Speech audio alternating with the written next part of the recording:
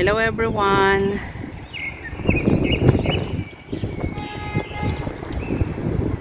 Shabbat Shalom everyone.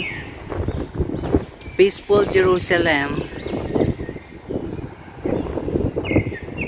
Jerusalem is the eternal capital of Israel.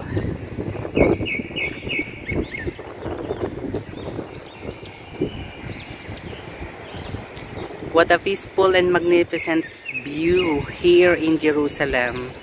So that is the Knesset, that is the Rupin Road, and that one is the Jerusalem Museum. And beside there is the Holy Land neighborhood. Shabbat Shalom.